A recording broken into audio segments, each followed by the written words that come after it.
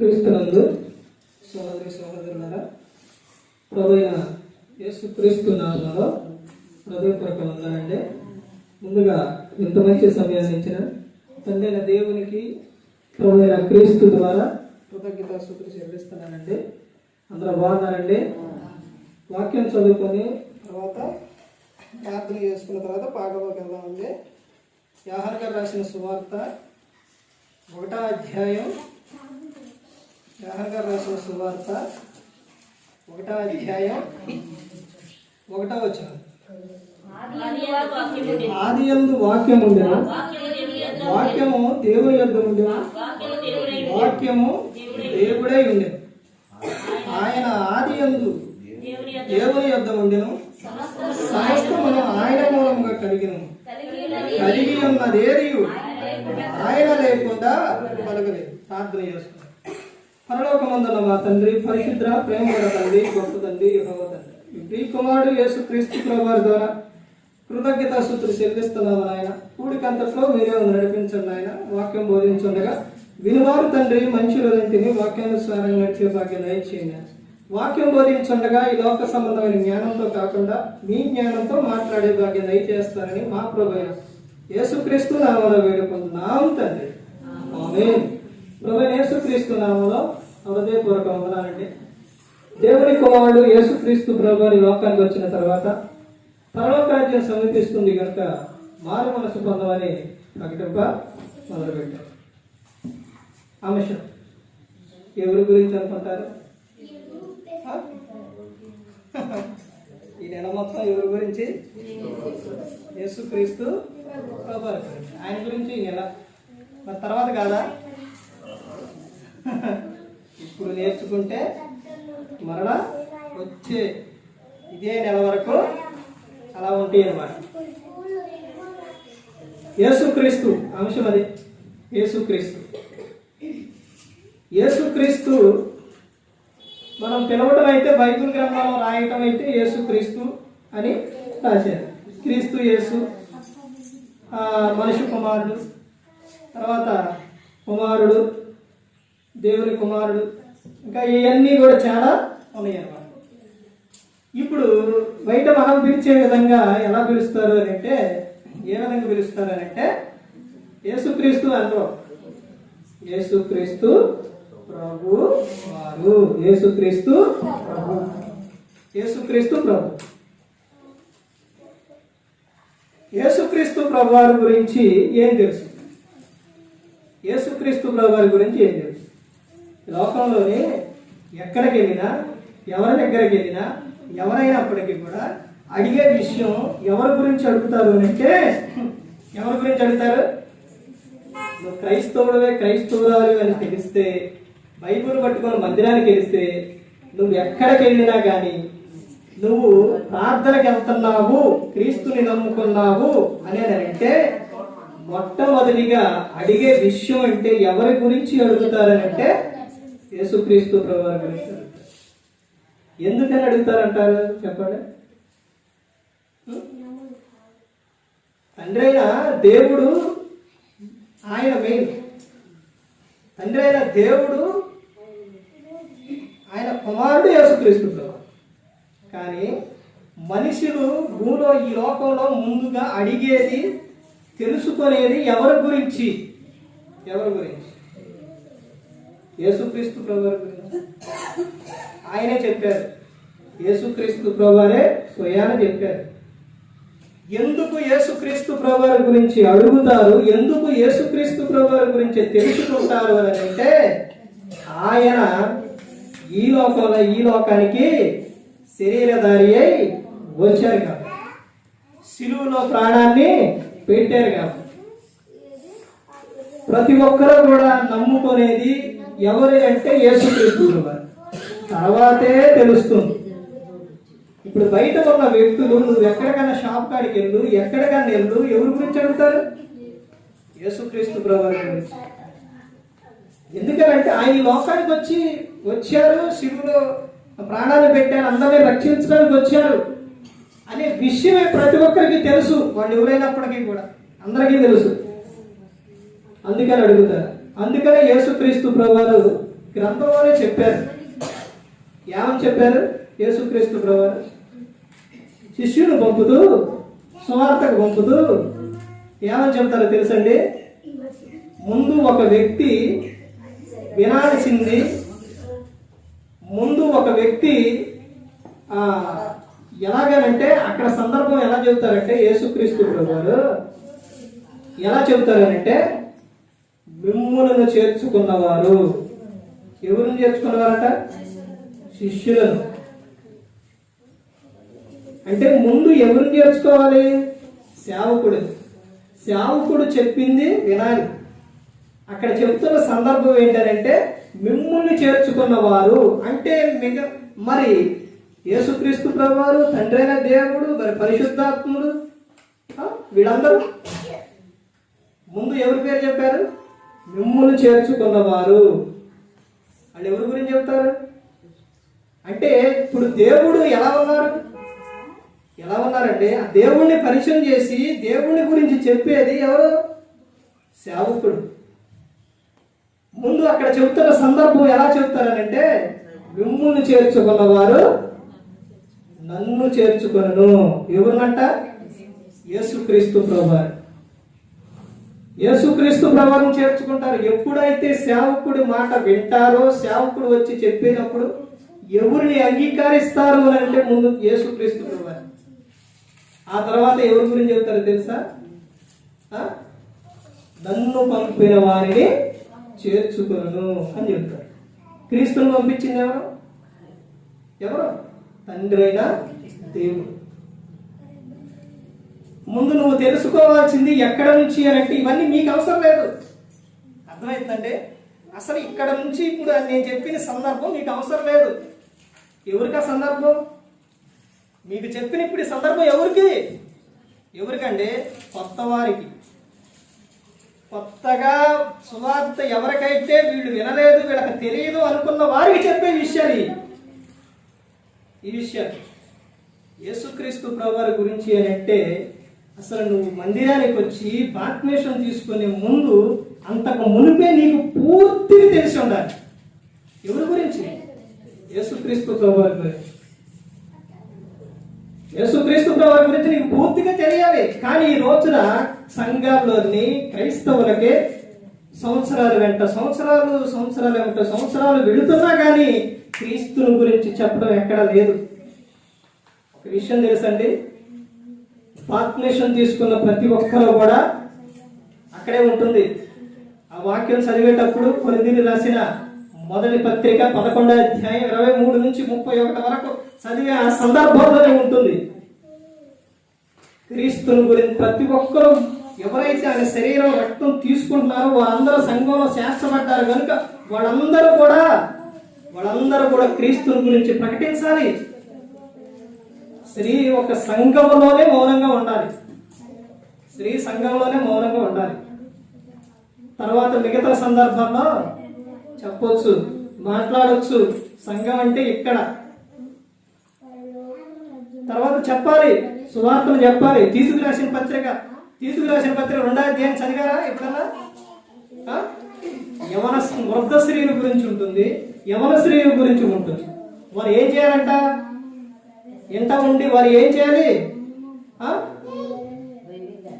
ఏం చేయాలని ఉంటుందో తెలుసండి అక్కడ.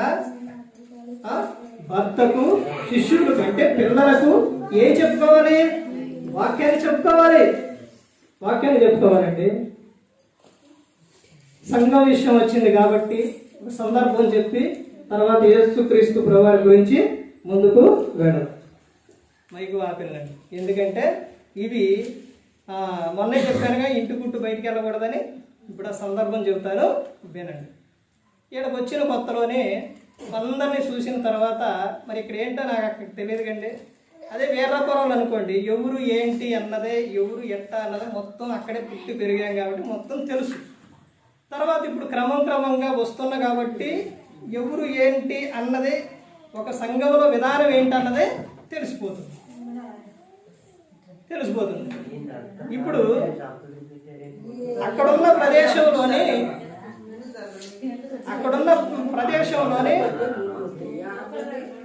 నేనున్న ప్రదేశంలోనే, ఆ గ్రామంలోనే నేను మారిన తర్వాత, నేను మారటమే స్టార్టింగే నేను వచ్చింది ఎలాగైనానంటే, ఏ విధంగానంటే దేవుడు పిలిచిన విధానం ఎలాగైనానంటే, నన్ను పిలిచిన విధానం ఏంటి అని అంటే, చెప్పే విధానం కానీ, ఉండే విధానం కానీ ప్రతి ఒక్కటే రోషంగా ఉంటుంది, పౌరుషంగా ఉంటుంది, ఆ విధంగా ఉంటుంది.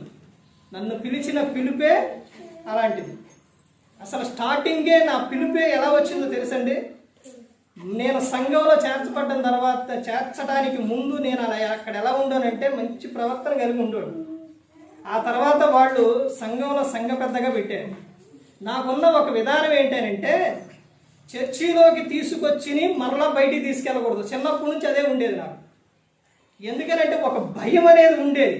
ముందు నాలో భయం ఏంటంటే, వీడు తీసుకెళ్ళిన వస్తువులు ప్రార్థనకని తీసుకెళ్తారు, కానీ ఆ తర్వాత లోక సంబంధంగా ఉపయోగిస్తారు.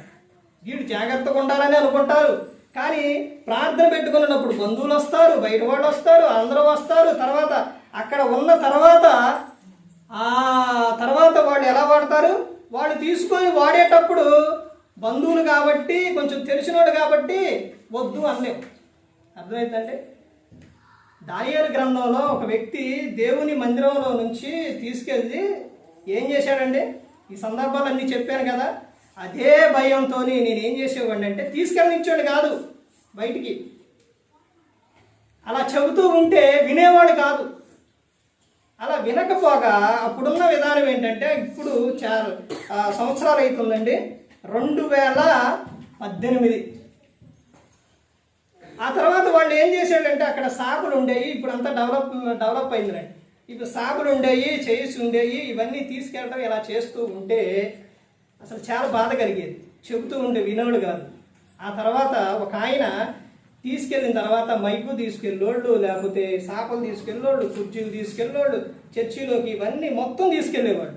ఒక ఆయన వెళ్ళి అడిగితే తీసుకెళ్తాను వెళ్ళు అని అన్నాడు.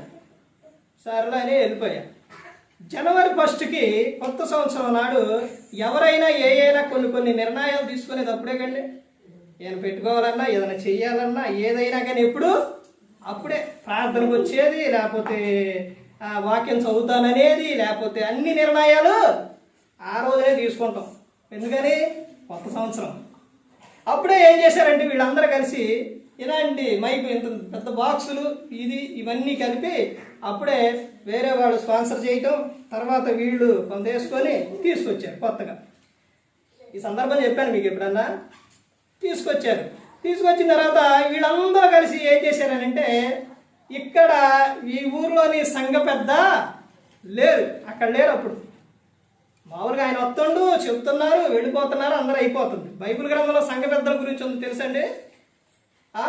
తిమోతికి చెబుతురు, తీతుకు చెబుతురు, సంఘ పెద్ద ఎలా ఉండాలి, సంఘ పెద్ద నియమం ఏంటి, సంఘ పెద్ద లక్షణాలు ఏంటి, సంఘ పెద్ద ఏం చేయాలి, అవన్నీ మొత్తం చెబుతారు అపోస్తలుడైన పౌలు గారు తిమోతికి, తీతుకి.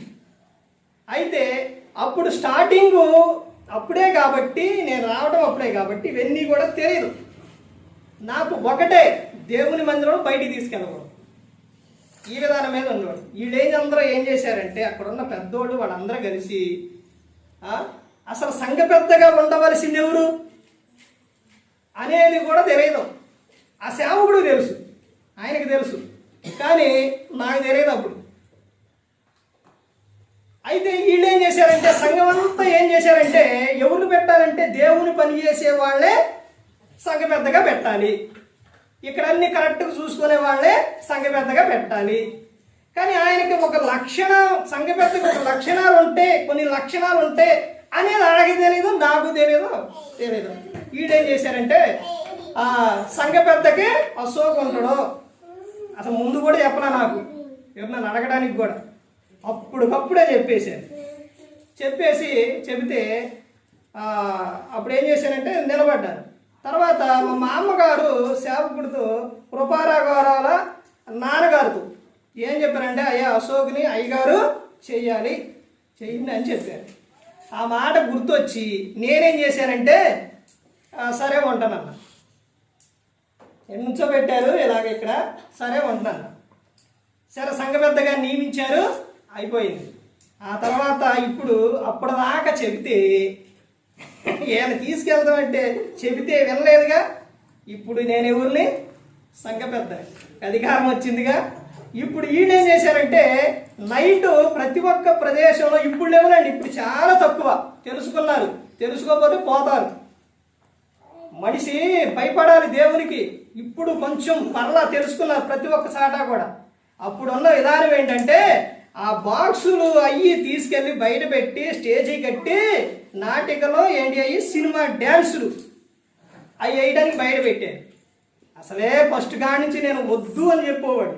ఇప్పుడు ఎందుకు ఊకుంటా? తీసి పెట్టడానికి వీలు లేదు అన్న, వేయడానికి వీలు లేదన్న. మొత్తం ఇలా రౌండ్ పెట్టేసి మధ్యలో పెట్టి అప్పుడు అన్నారు, ఏమన్నారంటే ఇప్పుడు మొత్తం రెడీ అయ్యింది, అందరూ రెడీ అయ్యారు, ఇప్పుడు నువ్వు వద్దంటున్నావు, ఇది నువ్వు చెయ్యాలి. ఎందుకు పెట్టొద్దు అంటున్నావు అంటే, పెట్టకూడదంటే పలానా సాడ పెట్టట్లేదా, అక్కడ పెట్టట్లేదా, ఇక్కడ పెట్టట్లేదా, ఇవన్నీ చెప్పారు. చెప్పిన తర్వాత అవన్నీ చెప్పి టైర్గా ముగిస్తానమ్మా, 9 లోపే ముగిస్తాను. నేను స్టార్ట్ చేసినప్పుడు అమ్మ వాళ్ళు ఒక ఇద్దరు వచ్చారు. ఇప్పుడు చాలా టైం అయింది అమ్మా, త్వరగానే ముగిస్తాను. అయితే జరిగిన విషయమే, ఆ నైట్ బాగా వాళ్ళందరూ అలా మాట్లాడేసరికి బాగా దుఃఖం వచ్చేసింది. ఆ సేవకుడికి చెప్పి నేనేం చేశానంటే, ఇక నేను ఉండలేనని బాగా దుఃఖం వచ్చేసి పడుకున్నాను. పడుకున్న తర్వాత తెల్లవారుజామున అప్పుడు మనందరికీ యేసుక్రీస్తు ప్రభువారంటే ఎలా తెలుసు? ఫోటోలో ఉన్నట్టే తెలుసు. కానీ యేసుక్రీస్తు ప్రభువారిని, దేవుణ్ణి అప్పుడు ఇశ్రాయేలీలు ఆ దేశంలో ఆ ప్రాంతంలో కూర్చున్నారు. పండు కూర్చు, ఆ ప్రాంతంలో వాటర్ అవుతారేమో పట్టి ఉన్నాము. అయితే ఆ ప్రాంతంలోని యేసుక్రీస్తు ప్రభువారిని శరీరధారి అయి ఉన్నప్పుడు చూశారు. కానీ ఆయన ఎప్పుడైతే మరణించి తిరిగి తండ్రి యొద్దకు వెళ్ళారో ఎవరు చూడాల, దేవుణ్ణి కూడా ఎవరు చూడాల. ఏంటంటే ఈ పుట్టువులు ఇవన్నీ కూడా వాళ్ళు వేసిన దాన్ని బట్టి, ఆ పుట్టు తీసిన దాన్ని బట్టి యేసుక్రీస్తు ప్రభువారు ఎట్లుంటారు అని అనుకుంటున్నారు. కానీ ఎవరో ఎలా ఉంటారన్నదే తెలియదు. ఆ నైట్ తెల్లవారుజామున జరిగిన విషయం ఏంటంటే, ఆయన రావటం, ఆయన కూర్చొని, అంటే ఇది కలలో జరుగుతుందనమాట. వచ్చి లెగిసి వెళ్ళులే అని చెబుతున్నారు. నేను ఎంత జరిగిన తర్వాత నేను వెళ్ళను, నేను బయటికి వెళ్ళను అనుకున్నా. నేను కాదు నువ్వు లెగాలి, నువ్వు వెళ్ళాలి అని చెప్పిన తర్వాత అప్పుడు లెగిసి వెళ్ళిన తర్వాత ఆ క్రమంగా అలా ఇక యేసుక్రీస్తు ప్రభువారు ఆయన పిలవటం,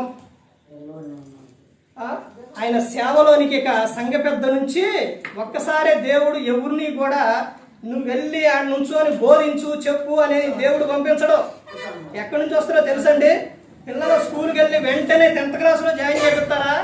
జాయిన్ చేయించరు, వాళ్ళ కాడి నుంచి నేర్పుతారు. అలాగే దేవుడు అక్కడి నుంచి నేర్పిండి నాకు అన్నీ కూడా.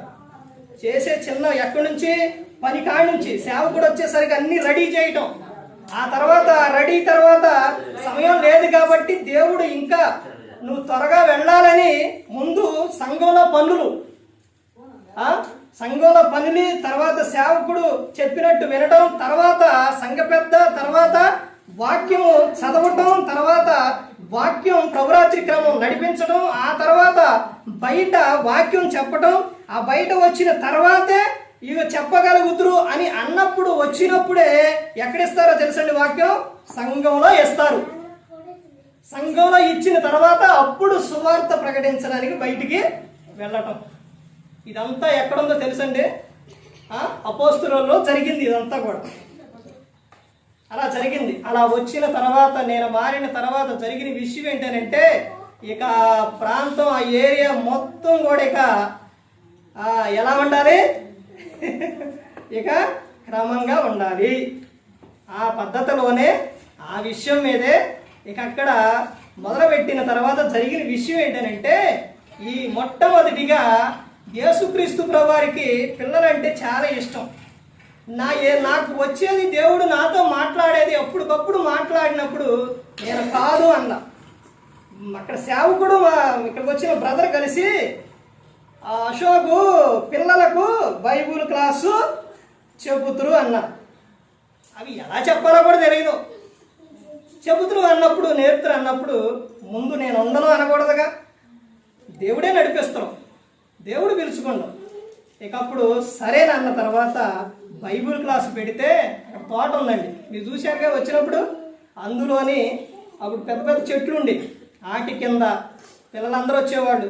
తర్వాత ఇంటికాడ ఇలా పెట్టేటప్పుడు ఇలా నడుపుతూ ఉన్నప్పుడు జరిగిన విషయం ఏంటనంటే, పిల్లలకు చక్కగా వినేవాడు. ఒక్కొక్క సందర్భాల్లో వినేవాడు కాదు. వినప్పుడు ఇలా వదిలిన తర్వాత బయటికి మొత్తాన్ని వెళ్ళిపోమని క్లాస్ అయిపోయిన తర్వాత వదిలితే వీళ్ళు అస్సలు సరిగా ఉండట్లేదు. లైన్ కట్టారట. లైన్ కట్టిన తర్వాత ముందు వరుసలు వీళ్ళందరూ లైన్కి రావాలంటే ముందు వరుసలో అల్లరి చేసేవాళ్ళు ఎవరైతే ఉన్నారో పిల్లలు ఏం చేశారంటే సొవ్వు, ఇంత పొడుగు సొవ్వు ఇచ్చారు. కొట్టండే అనుకున్నారు. సొవ్వు, ఇంత పొడుగు సొవ్వు ఇచ్చారు. మొత్తాన్ని వదిలిపెట్టిన తర్వాత అస్సలు లైన్లోకి రావట్లేదు పిల్లలు. ఎంత పౌరుషంగా, ఎంత రోషంగా ఉండండి ఇప్పుడు మీకు. అంటే అప్పుడు ఆ రోజున జరిగిన విషయం చెబుతున్నారు. ముందు లైన్లో ఉన్న పిల్లోడిని కొడితే,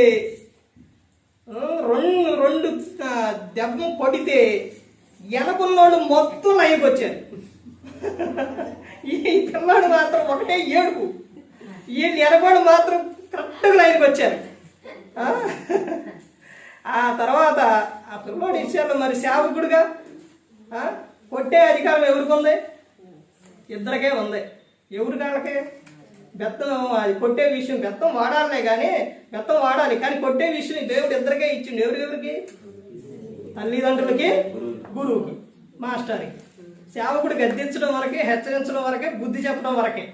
ఆ తర్వాత మళ్ళీ వాళ్ళందరి ముందు ఏదన్నా అంటే మళ్ళీ వీళ్ళందరూ లైన్కి రారని, అలా బావని రమ్మని ఆ పిల్లోని దగ్గర తీసుకొని అలా ఏడవ మాకు మీకోసమే అని బతికిరాడి చెప్పండి.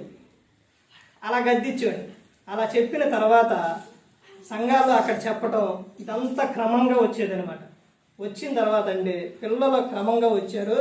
ఎలా నేర్చుకున్నారంటే ఇంత పిల్లలే, ఇంత పిల్లలే. ఎక్కడి నుంచో తెలుసండి వయసు 3 సంవత్సరాల కాడి నుంచి. పిల్లోడు, ఒక పిల్లోడు అయితే ఇట్ట సంఖ్యలో ఇట్టొస్తే ఇట్ట కుర్చీలో కూర్చొని ఉంటే ఎత్తే ఉండోడు చిన్న పిల్లోడు. ఆ కాండం, లే కాండం, దీ కాండం, ఆది కాండం పేరు తిరక్క. అది అలా నేర్పే వాళ్ళకి. వాళ్ళు ఆ తర్వాత వాళ్ళు ఇప్పటికీ కూడా పిల్లలు ఆ తర్వాత బైబిల్ క్లాసు, తర్వాత బుధవారం నాడు క్లాసులు పెట్టి ఇవి ఆ సేవకుడు ఏం చేశాడంటే అక్కడున్న వాళ్ళ మాట విని వాటిని ఆఫ్ చేయించారు. ఈ బైబిల్ క్లాసు పిల్లలకు నేర్పేది. తర్వాత వాళ్ళు వీళ్ళందరూ చెప్పిన మాటలు, పెద్దోళ్ళు చెప్పిన మాటలు ఇలా ఇబ్బంది పొందని ఏం చేశారంటే ఆపేశారు.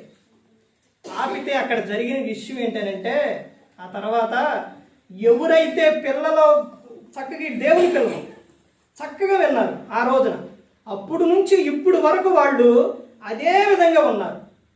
ఈ చిన్నపిల్లలు వస్తే ఈ ఫోన్ తీసుకొని అక్కడ అటు వస్తే ఆ ఫోన్ చూసుకుంటే గబుక్కునాడు పిల్లోడు వచ్చి నన్ను కానీ చూస్తే ఆ ఫోన్ టక్కనంటే ఆఫ్ చేయటం రాక ఆ ఫోన్ ఏం చేసి వెనకమాల దాచేవాడు. వీళ్ళు ఏదన్నా ఆడుతుంటే అటు నుంచి వస్తూ ఉంటే మొత్తం రోడ్డు మీద ఇప్పటికి మొత్తం ఉరుకోడు. ఏంటి వీళ్ళందరూ ఉరుకుతున్నారని అంటే అన్నయ్య వస్తున్నాడు వాడు. వీళ్ళు టపాకాయలు పేరుస్తుంటే ఇప్పటికి మొన్న మధ్య టపాకాయ పేరితే సౌండ్ వస్తే మాత్రం భూకోనన్న అలాగే ఆపేశారు. ఏదన్నా ఆట మొదలు పెట్టాలి, ఏదన్నా ఇదంతా ఎందుకు చెబుతున్నానంటే మనం నేర్పే దాన్ని బట్టి. ఏదన్నా ఒక ఆట ఆడాలన్నా ఇది ఆడొచ్చా అని అడుగుతారు పిల్లలు. అందరూ చక్కగా ఒక క్రమంగా చిన్న చిన్న పిల్లలు అందరూ స్కూల్కి వెళ్తారు, చక్కగా వస్తారు. అలా జరుగుతున్న ఇప్పటికీ కూడా అలాగే జరుగుతున్నాయి. అయితే ఎవరైతే ఇవి వద్దు, ఇవి నడపకూడదని ఎవరైతే ఆయనకి చెప్పారో నాకు అర్థమైపోయింది. కానీ పేర్లు అయితే అక్కడ ఉపయోగించలేదు, ఇప్పుడు ఉపయోగించట్లేదండి. ఎవరైతే చెప్పారో, తర్వాత ఎవరైతే పిల్లల విషయాల్లో జాగ్రత్త లేకుండా ఉన్నారో వారి పిల్లలు వినట్లేదు. తర్వాత ఒక పిల్లోడు మొన్న అంగన్వాడీ కాడికి వెళ్తే అక్కడ చెబుతున్నారు, ఎవరైతే గద్దించినప్పుడు, ఎవరైతే చెప్పినప్పుడు మా పిల్లలు కొడతారా, స్కూల్లో మాస్టర్నైనా సరే, సంఘంలో సేవకుడినైనా సరే, అక్కడ మాస్టర్ కొట్టారని లేదా ఇక్కడ సేవకుడు గద్దించిండని అడిగారని గన అంటే వాళ్ళ జీవితం ఏం బాగోదు. ఒక బాబు ఏం చేశాడంటే ఇలాగే వచ్చి అడుగు చెబితే ఏం చేశారనంటే మా పిల్లవాడు అలాంటి వాడు కాదు, అట్టా ఇట్టా అది ఇదని అన్నారు. సరేలమ్మా అన్న, మన ఇక్కడ పెట్టి బాధింది, కర్ర తీసుకొని బాధింది. అదే అప్పుడు నేను భయం చెప్పినప్పుడు పోనీలే సేవకుడు చెబుతున్న విషయం ఎవరు మంచి కోసం, మా కోసమే అనుకోలేదు. అర్థమవుతుందండి. ఆ తర్వాత అక్కడ ఇవన్నీ కూడా ఆపేసిన తర్వాత ఎవరైతే దేవుని పట్ల భయము భక్తి కలిగి ఉన్నారో, పెద్దలైనా ఎవరైనా కానీ వారు అదే విధంగా ఉన్నారు. మాట్లాడేవాళ్ళు అలాగే మాట్లాడుతూనే ఉన్నారు. ఇదంతా ఎందుకు చెప్పానో తెలుసండి. ఒక క్రమం అనేది ఉండాలి.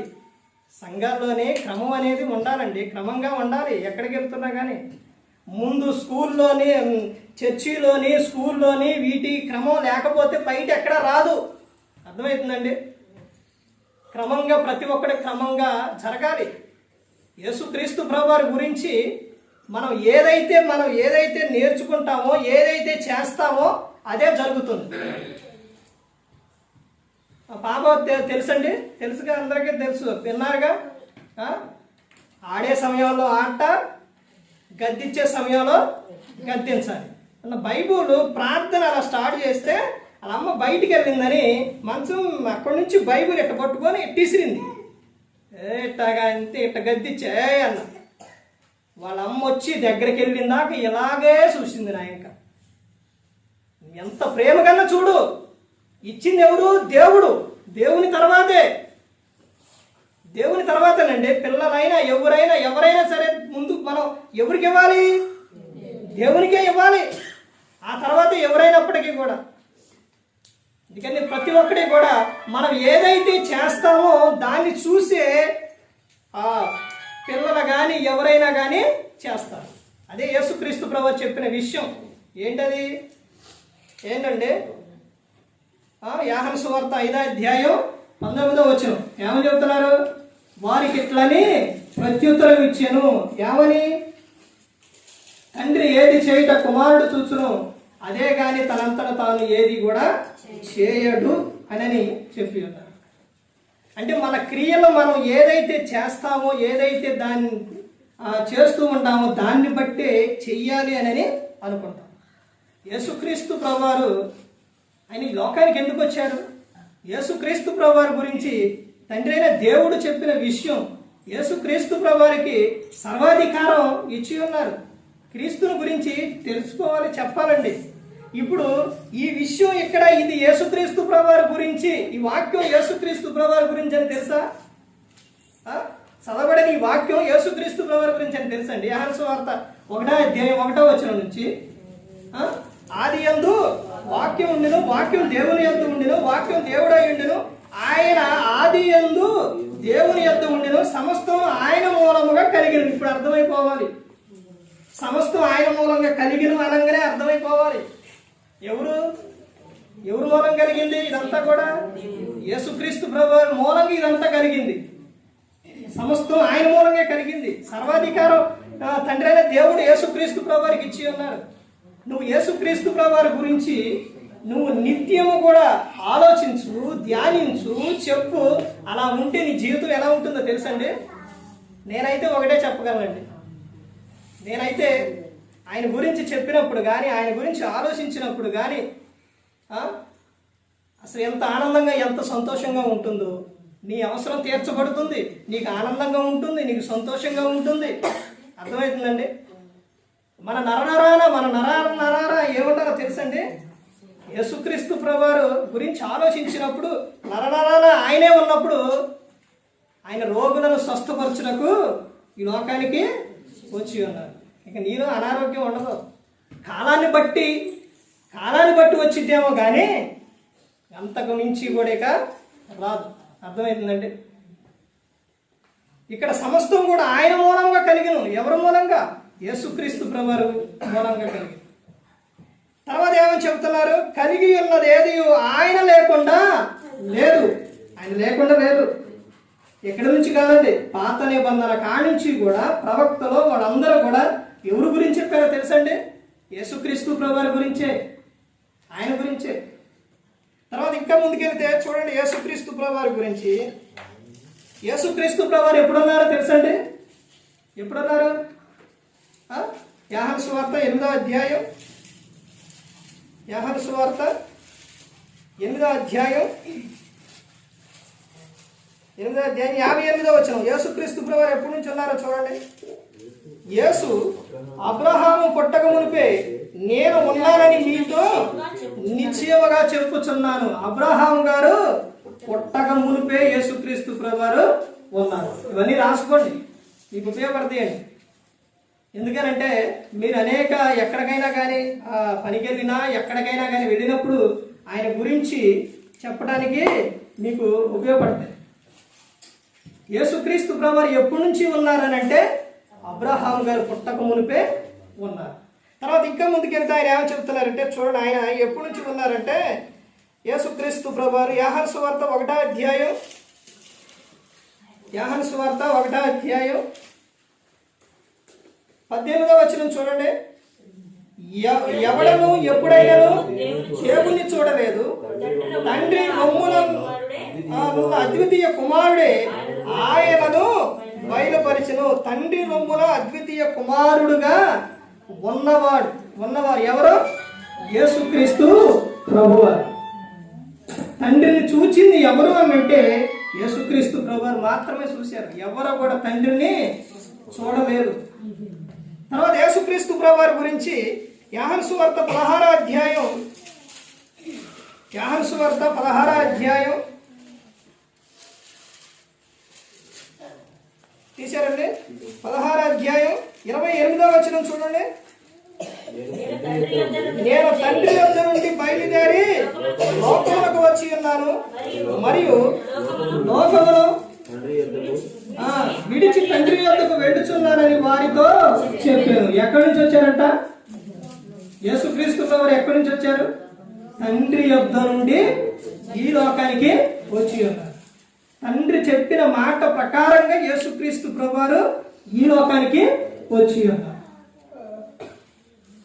తండ్రి మాట ఆయన ఎప్పుడు కూడా దాటిపోలేదు. ఇదిగో అయ్యా నువ్వు లోకానికి వెళ్ళు, సమస్తం కూడా ఎవరికి తెలుసు? తండ్రికి సమస్తం తెలుసు. లోకంలో లోకాన్ని చేసిన ఆయన, లోకంలో మన చేసిన ఆయన, అది సృష్టిని మొత్తాన్ని చేసిన ఆయన యేసుక్రీస్తు ప్రభువారి గురించి ఏం జరిగిద్ది అన్నది తండ్రికి తెలియదా? తెలుసు. అంత తెలిసిన ఆయన ఎవరన్నా అలా పంపిస్తారా? కుమారుడు పంపిస్తారా? సమస్తం తెలుసండి. ఇప్పుడు మీకు మొత్తం తెలుసు. పలానా సాటకెళ్తే ఏది మంచో ఏది ప్రమాదమో ఏంటన్నది తెలుసు. అయినప్పటికీ పిల్లలు పంపిస్తారా? కానీ తండ్రి అయిన దేవుడు ఏం చేశారు? సమస్తం తెలిసి కూడా అక్కడికి వెళితే ఏం చేస్తారు? బాధలుంటే, శ్రమలుంటే కొడతారు, గుద్దుతారు, ఉమ్మేస్తారు, సిలివేస్తారు. ఇవన్నీ జరుగుతాయని ఎవరికి తెలుసు? తండ్రికి తెలుసు. కాలములో సమయంలో ఎవరి స్వాధీనంలో ఉండే? అపోస్తల కార్యాలు 1వ అధ్యాయంలో ఉంటుంది. తండ్రి తన స్వాధీనంలో ఉన్నాయి. ఇవన్నీ తండ్రికి తెలుసు. తండ్రికి తెలిసి కుమారుని ఎందుకు పంపించారు? ఎందుకు పంపించారండి? యోహాను సువార్త 3:16 దేవుడు లోకమును ఎంతో ప్రేమించారు. ఆ లోకంలో ఉన్నది ఎవరు? మనమండి. ఒక సందర్భంలో గెత్సెమనే తోటకి వెళ్ళి ప్రార్థన చేసేటప్పుడు తండ్రి అయిన దేవుడు అక్కడ యేసుక్రీస్తు ప్రభువారు ప్రార్థన చేసేటప్పుడు ఒక చేతితోని ఒక చేతిలో మనం, ఒక చేతిలో యేసుక్రీస్తు ప్రభువారు ఉంటే ఆయన ప్రార్థన చేసేటప్పుడు అయిపోయిన తర్వాత శిలువకు వెళ్ళినప్పుడు అక్కడ యేసుక్రీస్తు ప్రభువారు శిలువలో ఒక మాట పలుకుతారు. ఏంటో తెలుసండి? ఏలి ఏలి లావా సబక్త అనని అర్థం. అంటే ఆ మాటకు అర్థం ఏంటి? దేవా దేవా నా చెయ్యి విడిచితమని అర్థం. అంటే తండ్రి అయిన దేవుడు కుమారుని చెయ్యి ఏం చేసిండు? విడిచేసిండు. కొన్ని గంటల పాటు తండ్రి అయిన దేవుడు కుమారుని చెయ్యి విడిస్తే జరిగిన ప్రమాదం చూసారా? ఎందుకు వదిలేశారో తెలుసండి కుమారుణ్ణి? మన కోసం తన కుమారుని, ఏకైక కుమారుని వదిలేసాడు దేవుడు మనల్ని రక్షించడానికి. మన కోసం యేసుక్రీస్తు ప్రభువు ప్రాణం పెట్టాలి. ఆయన రక్తము ద్వారా ప్రతి పాపం కూడా కడగబడుతుంది. అంటే ఆయన మరణించాలి. అపవాదికి ఇది అర్థం కాదా? ఆయన రక్తము ద్వారా ప్రతి పాపం కూడా కొట్టుకుపోతుంది అనే విషయం వాడికి తెలియదు. ఎంతవరకు యేసుక్రీస్తు ప్రభువుని ఈ లోకానికి రానివ్వకూడదు, ఈ లోకానికి వచ్చిన తర్వాత ఏం చేయాలి? చంపించాలి, తర్వాత సిలువేయించాలి, ఇవే అనుకుంటున్నా. కానీ ఆయన రక్తము ద్వారా ప్రతి పాపం పోతుందని ఆయనకు అర్థం కాల. ఆ తర్వాత తెలిసింది. ఎక్కడి నుంచి వచ్చారంటే యేసుక్రీస్తు ప్రభువారు మీరు ఎవరైనా అడిగినప్పుడు చెప్పగలగాలి. ఎక్కడి నుంచి? తండ్రి యొద్ద నుంచి వచ్చి. తర్వాత ఇంకొన్ని విషయాలు చూసి ముగించుకుందాం. చూడండి, హెబ్రీయులకు రాసిన పత్రిక 1వ అధ్యాయం. హెబ్రీయులకు రాసిన పత్రిక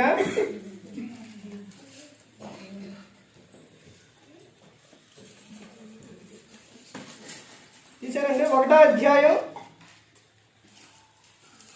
3వ వచనం చూడండి.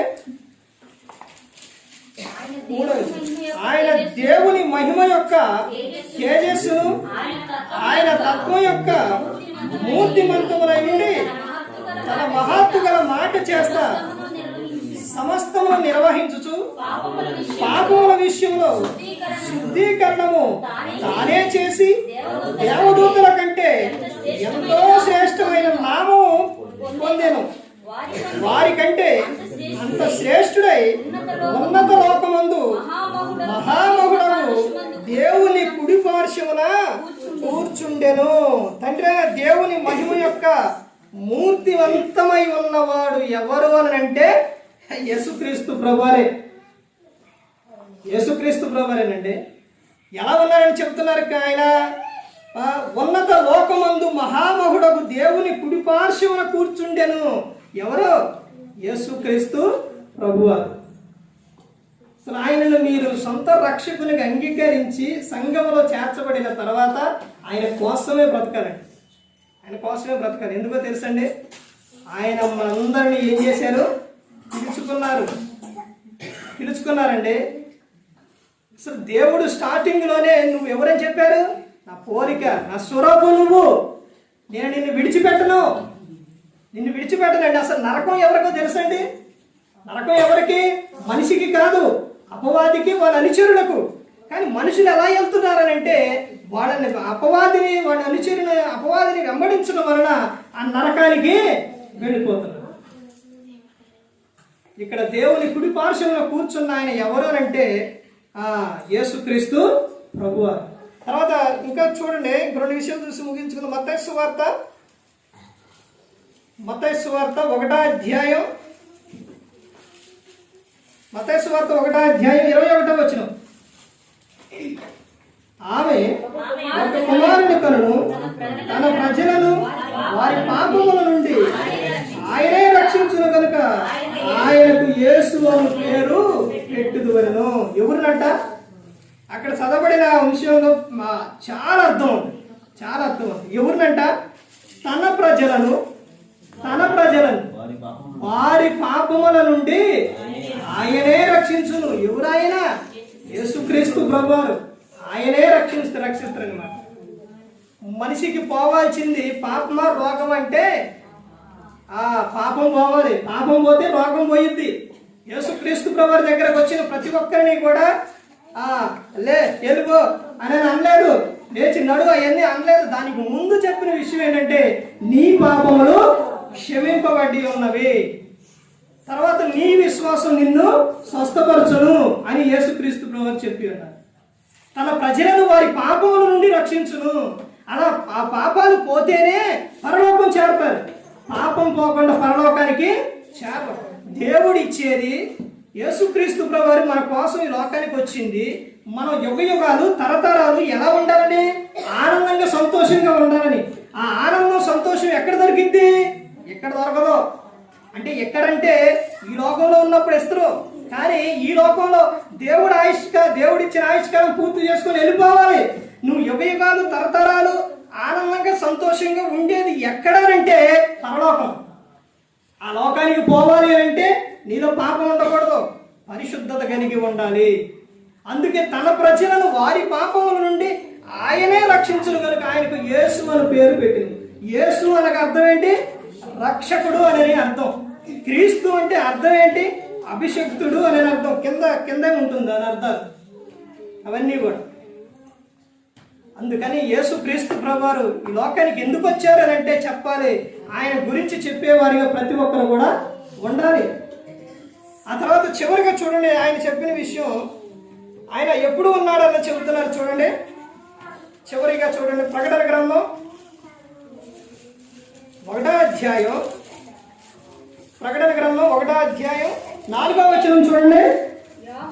యోహాను ఆసియాలో ఉన్న 7 సంఘములకు శుభమని చెప్పి రాయినది, వర్తమాన భూత భవిష్యత్ కాలంలో ఉన్న వాని నుండి, ఆయన సింహాసనం ఎదురున్న 7 ఆత్మల నుండి, నమ్మకమైన సాక్షియు, మృతుల నుండి ఆది సంపూర్ణుడుగా లేచిన వాడను, భూభూతులకు అధిపతులనే యేసుక్రీస్తు నుండి సమాధానము మీకు కలుగును గాక. ఎవరి ద్వారానంట? ఆయన అసలు ఎలా ఉన్నాడంట? యేసుక్రీస్తు ప్రభువారు వర్తమాన భూత భవిష్యత్తు కాలంలో ఉన్నవాడు ఎవరు అంటే యేసుక్రీస్తు ప్రభువారు. ఆయనే ఉన్నది. ఈ మొత్తం కూడా ప్రకటన గ్రంథం చదివితే అసలు యోహాను గారి పరిచయం ఎలా ఉంటుందని అంటే, యేసుక్రీస్తు ప్రభువారి గురించి హీరో పరిచయం. మూవీ చూస్తారా? మీరెవరు చూడరా? వెరీ గుడ్, చాలా మంచి.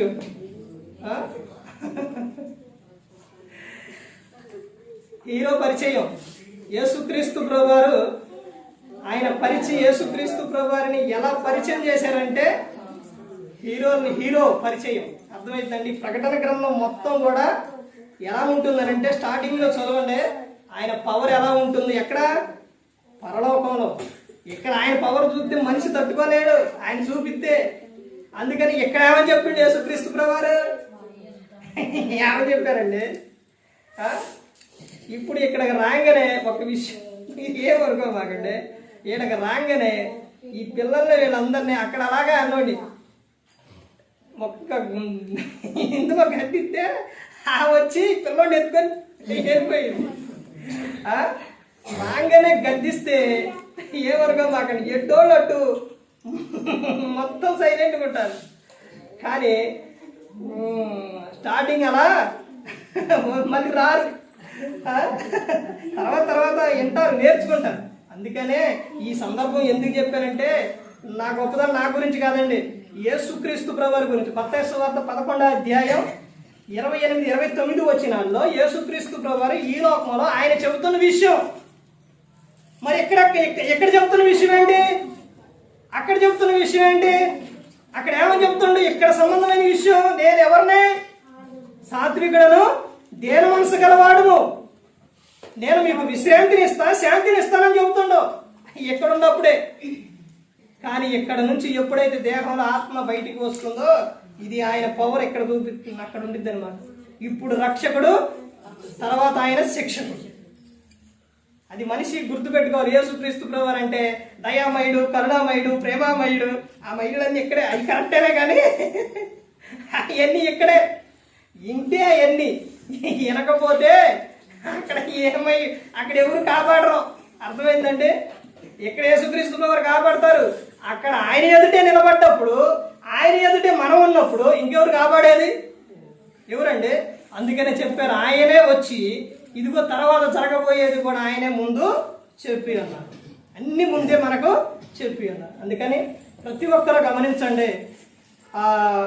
ఈ 25 క్రిస్మస్ కానీ, తర్వాత 1వ తారీఖు కొత్త సంవత్సరం కానీ, ఇవన్నీ నువ్వు అవి చేసుకుంటూ అందుట్లో ఎల్లుకుంటూ దేవుడు నీకు మంచి ఆయుష్కాలాన్ని ఇస్తుంది, కాపాడుతుంది. ఎందుకనంటే ఆయన కుమారుని గురించి నువ్వు అనేకమైన చోట్ల ఏం చేయాలి? చెప్పాలి. ఫోన్ ఉందండి, ఆ ఫోన్లో ఒక స్టేటస్ దేవుని వాక్యం పెట్టు. పోయినసారి ఒకసారి చెప్పాను, వైజాగ్ నుంచి చుట్టుపక్కల నుంచి యూట్యూబ్లో, ఫేస్బుక్లో వాటిలో పెడతా ఉంటే ఎంతోమంది చూసి మేము వింటున్నామండి అని చెబుతున్నారు. అలాగే పెట్టండి, చెప్పండి. ఒకళ్ళైనా కానీ రక్షింపబడితే వాడు పరలోకంలో ఉంటే అదే ఆనందం. అర్థమైందంటే అందుకని ప్రతి ఒక్కరు గమనించుకోవాలి. యేసుక్రీస్తు ప్రభువారి గురించి వినాలి, తెలుసుకోవాలి, నేర్చుకోవాలి, విన్న వాక్యాన్ని చెప్పాలి. అదే క్రైస్తవుడు చేయవలసిన పని. మరి ఈ విధంగా నిలబెట్టి మాట్లాడించిన తండ్రి దేవునికి కృతజ్ఞతాస్తుతులు చెల్లిస్తూ, ఇంతవరకు శ్రద్ధగా ఉన్న మీకు ప్రభు పేట హృదయపూర్వక వందనాలు చెల్లిస్తూ ఈ మాటలు ముగిస్తున్న అందరికీ వందనాలు.